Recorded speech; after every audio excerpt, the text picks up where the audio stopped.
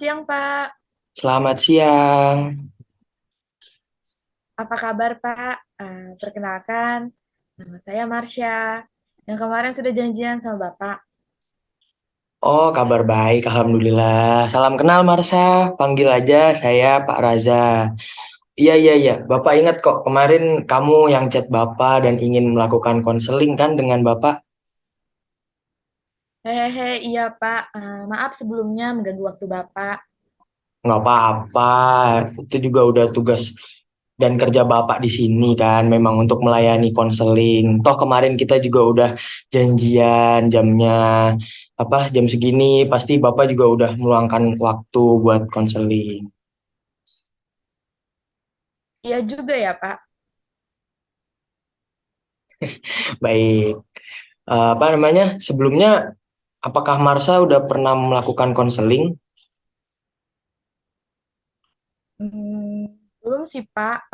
Pernah dengar saja. Kalau boleh tahu, konseling itu apa ya, Pak? Baik, Bapak akan menjelaskan sedikit mengenai konseling.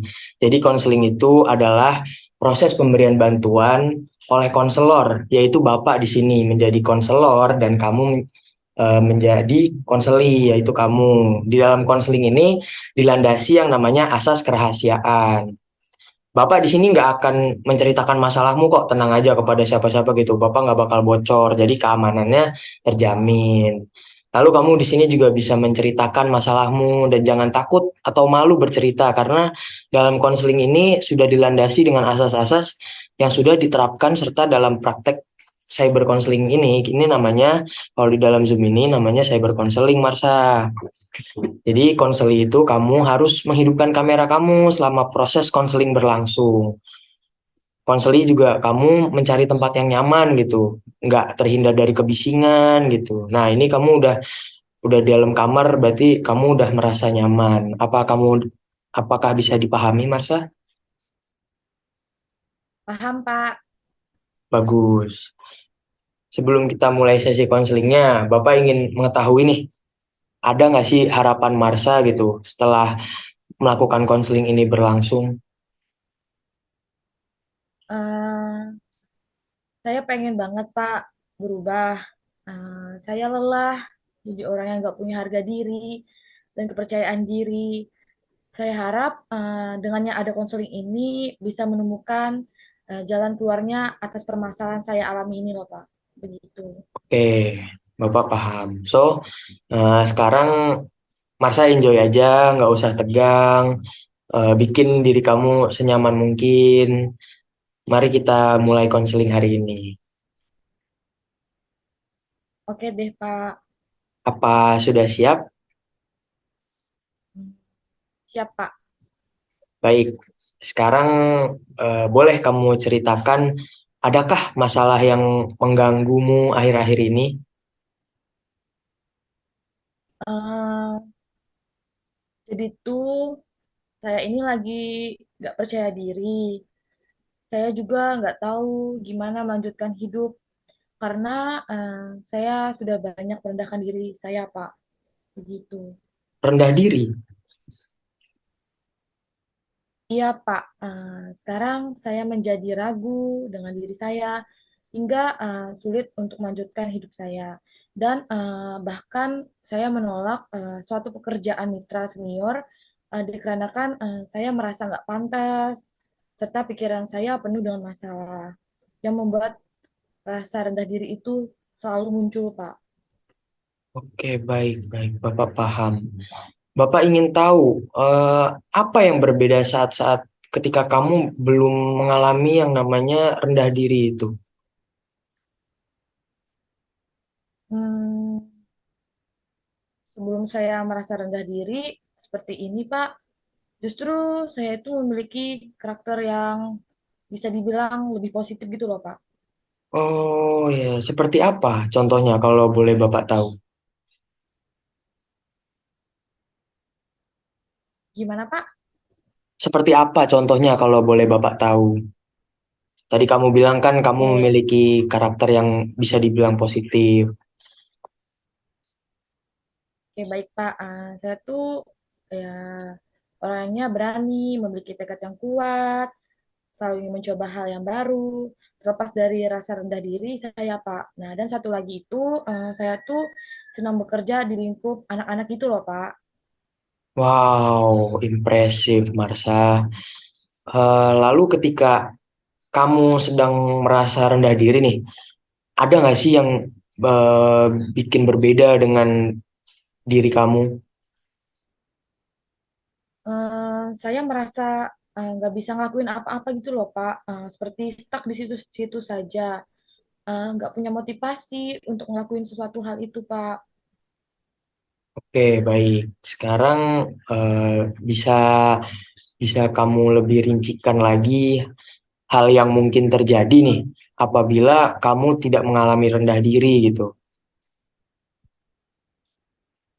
Hmm, saya bisa lebih gampang bergaul, lebih pede, dekat sama lawan jenis. Saya lebih merasa diri saya tuh punya value tinggi, jadi nggak punya rasa takut atau minder gitu loh, Pak. Bahkan juga kayak yang tadi saya bilang, saya senang bekerja di bidang yang bertemu dengan anak-anak. Oke, Bapak paham. Bapak bisa memahaminya. Lalu apa apa ya? Kamu merasakan apa ketika kamu apa ada rasa rendah diri gitu? Apa yang kamu rasakan? Untuk perasaan ya, Pak. Untuk perasaan Hmm. tersebut, saya ngerasa di diri saya itu lebih banyak kecemasan, serta kesedihan yang menyelimuti, kayak bisa dibilang tuh kayak orang depresi gitu loh, Pak. Saya Oke, itu. oke, depresi ya. Jadi kamu sedang merasakan yang namanya depresi sekarang, benar begitu? Kalau Iya, Bapak Pak. skala, kalau Benar. Bapak skala dari 1 sampai 10, yang dimana 10 itu kamu merasa sangat depresi, dan 1 kamu merasa biasa saja. Kamu berada di angka berapa, Marsa? Saya berada di angka 8 sih, Pak. Eh, saya merasa jika depresi itu, saya itu hanya di titik tertentu saja, Pak. Kayak ngerasa harga diri saya rendah. Nah, di situ saya takut depresi itu malah semakin menguasai diri saya, Pak. Seperti yang sudah saya bilang di awal, saya nggak memiliki kepercayaan diri yang cukup buat untuk melanjutkan hidup saya gitu, Pak. Wah, di angka 8. Besar juga ya. Oke. Yang bisa Bapak ambil di sini bahwa Marsha ini ingin merubah diri gitu, kembali agar memiliki harga diri yang tinggi. Dan Marsha datang ke sini untuk mengurangi atau menghilangkan rasa depresi Marsha saat ini. Benar begitu? Iya, Pak.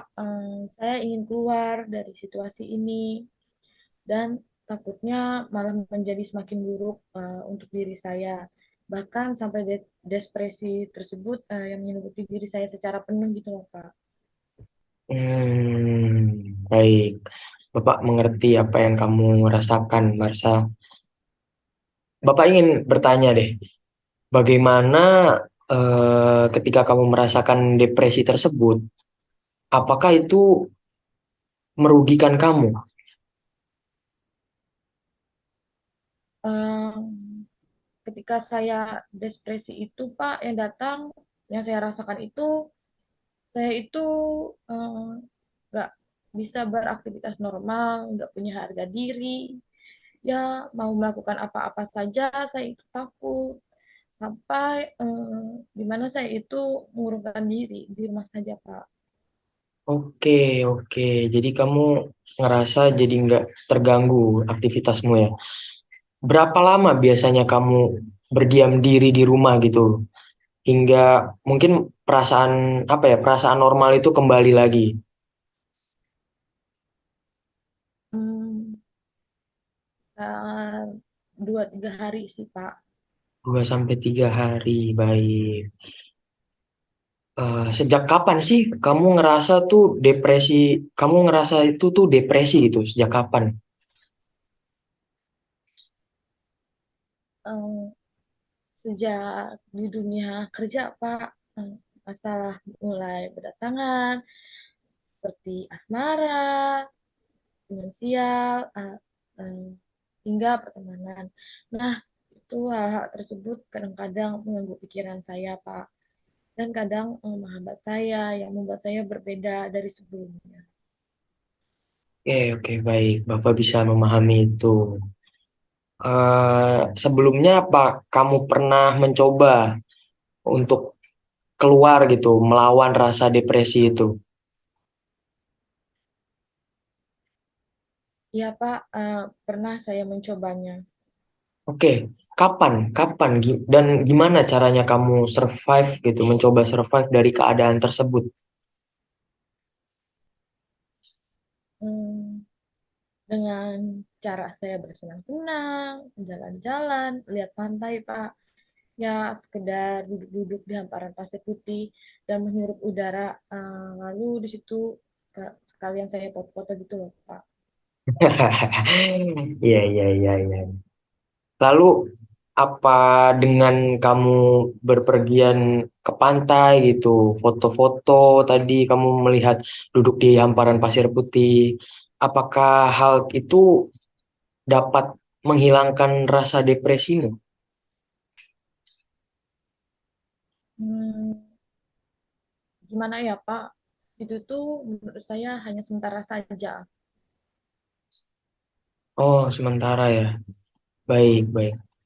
Berarti dapat disimpulkan bahwa kamu merasa rendah diri hingga sekarang kamu memiliki depresi akan hal itu. Dan kamu juga sudah pernah mencoba melawan depresi dengan healing ke pantai, benar begitu? Iya, Pak. Benar begitu. Baik, baik, baik. Kalau seperti itu, Bapak bisa memahaminya. Dan untuk hari ini, kamu sudah menceritakan masalah yang telah menghantuimu.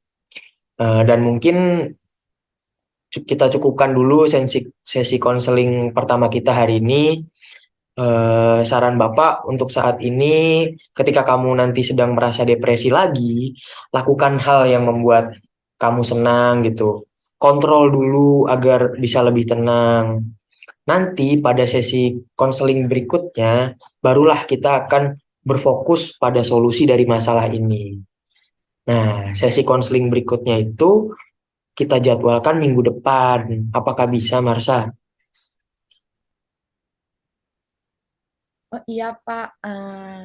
Bisa. Sepertinya saya juga punya jadwal kosong, Pak. Oke, oke. Oke, Marsa, untuk saat ini, seperti yang tadi Bapak bilang, kontrol diri dan pikiranmu dengan hal-hal yang positif agar meminimalisir rasa depresi itu muncul. Baik, Pak. Terima kasih. Saya izin lab ya, Pak.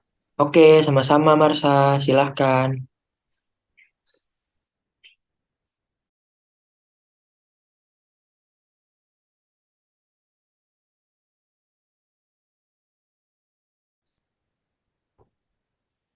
Selamat siang, Bu. Halo. Selamat siang, Raza. Jumpa lagi kita. Hai, apa kabar, Bu? Wah, kabar baik nih Ibu Raza. Raza, apa kabar? Terlihat lebih fresh ya wajah Raza. Bisa aja, Ibu. Kabar saya baik, Bu. Alhamdulillah. Saya lebih bersemangat aja hari ini. Wah, ternyata eh, Raza masih ingin melanjutkan proses konseling yang sudah dijanjikan dan Ibu ya seminggu lalu.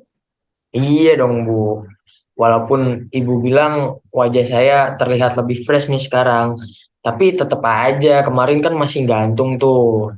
Apa ibu bilang masih pengen cari solusi. Nah, itu dia, Bu. Saya sampai sekarang nih masih belum menemukan solusinya, Bu. Baik, Raza. Silahkan kamu lanjutkan menceritakan bagaimana pengalaman yang kamu alami setelah proses minggu kemarin yang pas kita konseling kemarin loh, Raza. Baik, Bu. Tapi bingung saya ini mulai dari mana ya, Bu? Jadi gini, gimana Raza, eh, adakah sebuah perubahan yang kamu alami atau kamu rasakan selama seminggu waktu itu yang kita proses konseling kemarin loh? Apakah ada perubahan? Oh, iya, Bu. Itu saya berjuang lah. Saya tuh berusaha menanamkan pikiran positif seperti apa yang Ibu bilang.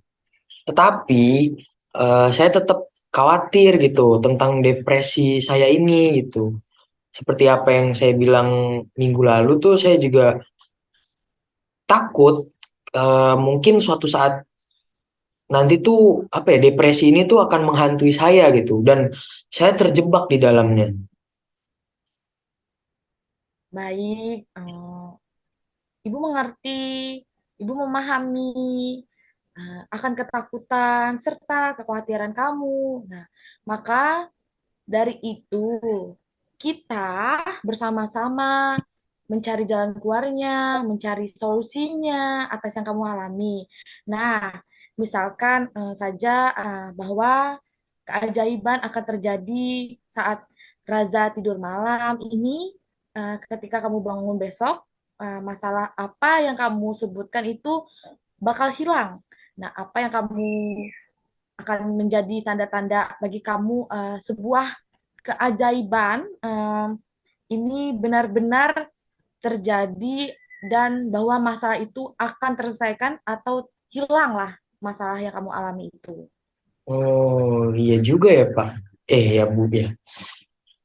Apa namanya ketika saya tidur terus saya bangun-bangun masalahnya udah selesai. Mungkin saya bakal menantang apa ya, menantang ketakutan yang ada di pikiran saya gitu loh Bu. Lalu mungkin saya juga lebih lebih berani lagi berkenalan dengan orang baru gitu. Ya intinya saya setelah bangun dari tidur itu saya bisa mengalahkan diri saya sendiri gitu. Dan saya juga pengen bekerja dengan passion saya gitu. Dan itu semua mungkin bakal menciptakan visi masa depan yang produktif. Good job, Raza. Kamu akhirnya memiliki pandangan baru, pemikiran baru akan kehidupanmu. Nah, di sini kamu cukup kompeten untuk lari dari dominasi cerita yang kamu alami dan kamu menemukan jalan keluarnya itu. Ah, bisa aja Ibu. Ya, benar, Raza. Lihat dirimu sekarang saja.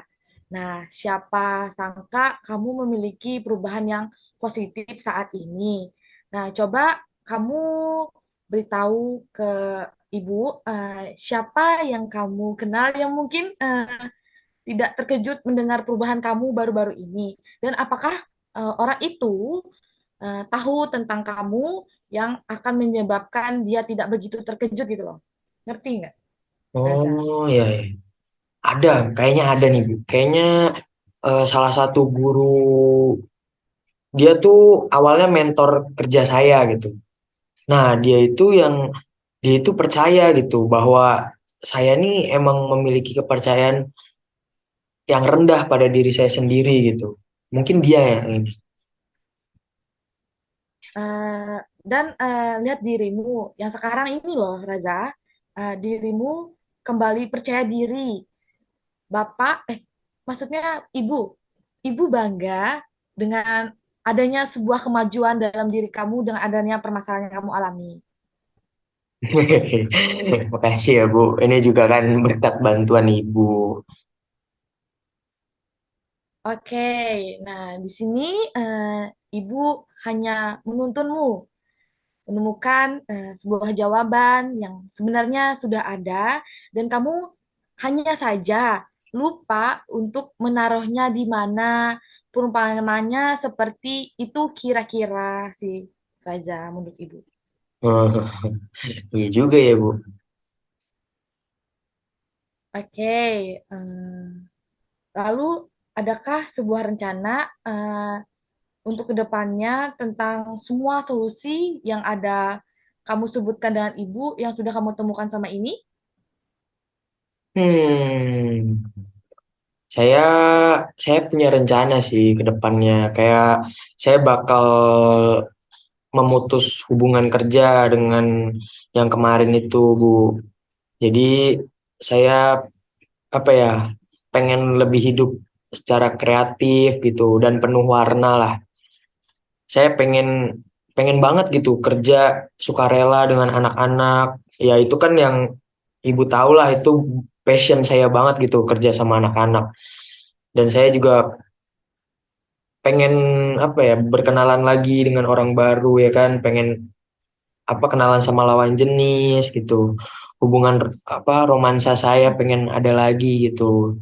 Ya saya pengen lebih siap lah bertemu lagi dengan orang baru gitu, Bu, di luar sana. Wah, mantap sekali kamu Raza. Nah, kamu sudah memiliki solusi. Nah, dan memantapkan secara bulat seperti itu. Nah, Ibu sangat mengapresiasi semua pilihanmu saat ini, Raza. Iya ya, Bu.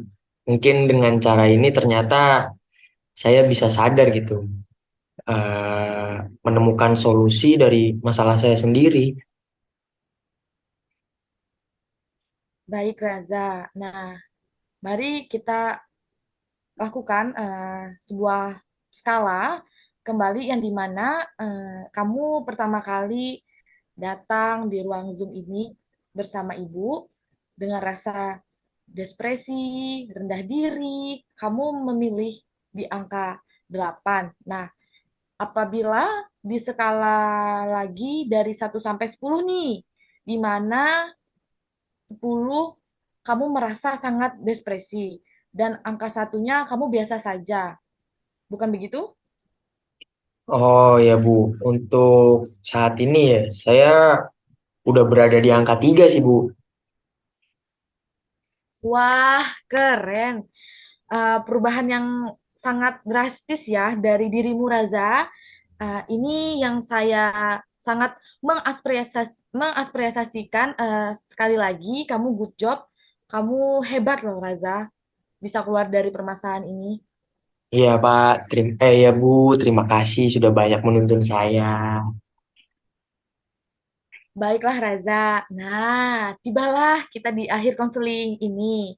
Nah, Ibu akan menyimpulkan eh, penjelajahan atau penyelesaian sebuah masalah yang kita alami yang ada di dalam diri kamu ini.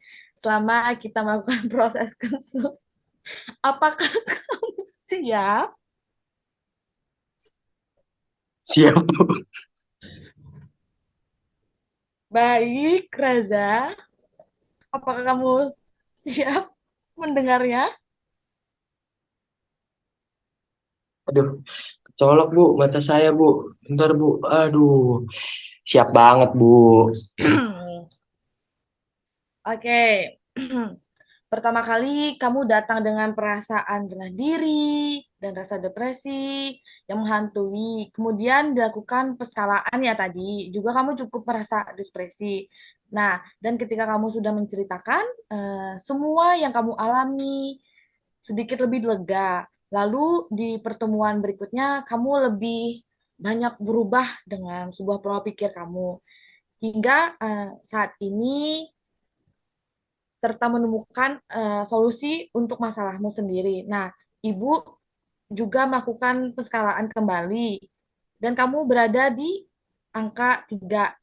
Itu cukup mengesankan. Nah, kamu sangat hebat, Raza, atas penjelajahan kamu selama seminggu ini. Ada perubahan atas permasalahan yang kamu alami. Iya, Bu. Gitu. Terima kasih banyak lah sekali lagi saya ucapkan, udah mau membantu apa ya, membantu saya keluar dan menemukan solusi lah dari masalah saya ini. Iya, Raza, sama-sama. Pesan ibu nih untuk kamu, catat setiap tekad dan niat kerja dengan kata-kata kamu sendiri agar hal tersebut mendorong kamu untuk mengingatkan berita tentang perbedaan yang dirimu bahwa dalam hidup itu ada selama ini. Begitu, Raza. Siap, Bu.